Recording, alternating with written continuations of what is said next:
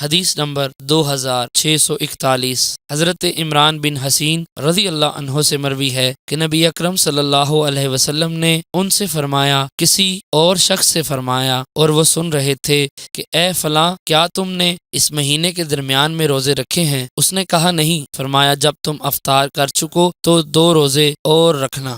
حدیث نمبر 2642۔ حضرت ابو قتادہ رضی اللہ عنہ سے مروی ہے، ایک شخص رسول اکرم صلی اللہ علیہ وسلم کی خدمت میں حاضر ہوا اور پوچھا، آپ کیسے روزے رکھتے ہیں؟ رسول اکرم صلی اللہ علیہ وسلم کو اس کی بات پر غصہ آیا۔ جب حضرت عمر فاروق رضی اللہ عنہ نے آپ کا غصہ دیکھا تو فرمایا، ہم اللہ تعالیٰ کے رب ہونے، اسلام کے دین ہونے اور حضرت محمد صلی اللہ علیہ وسلم کے نبی ہونے پر راضی ہیں۔ ہم اللہ تعالیٰ کے غضب اور اس کے رسول صلی اللہ علیہ وسلم کے غضب سے اللہ تعالیٰ کی پناہ چاہتے ہیں۔ حضرت عمر فاروق رضی اللہ عنہ اپنی یہ بات بار بار دہراتے تھے، حتیٰ کہ حضور علیہ الصلوۃ والسلام کا غصہ ٹھنڈا ہو گیا۔ تو حضرت عمر فاروق رضی اللہ عنہ نے عرض کیا، یا رسول اللہ صلی اللہ علیہ وسلم، جو شخص عمر بھر روزے رکھے اس کا کیا حکم ہے؟ فرمایا، اس نے نہ تو روزہ رکھا اور نہ افطار کیا۔ انہوں نے پوچھا، جو شخص 2 دن روزہ رکھے اور 1 دن افطار کرے اس کا کیا حکم ہے؟ آپ نے فرمایا، کسی کو اس کی طاقت ہے؟ پوچھا، جو شخص 1 دن روزہ رکھے اور 1 دن چھوڑ دے اس کا کیا حکم ہے؟ آپ نے فرمایا، یہ حضرت داؤد علیہ السلام کے روزے ہیں۔ پوچھا، اس کا کیا حکم ہے جو 1 دن روزہ رکھے اور 2 دن چھوڑ دے؟ آپ نے فرمایا، مجھے یہ بات پسند ہے کہ مجھے اس کی طاقت حاصل ہو۔ اس کے بعد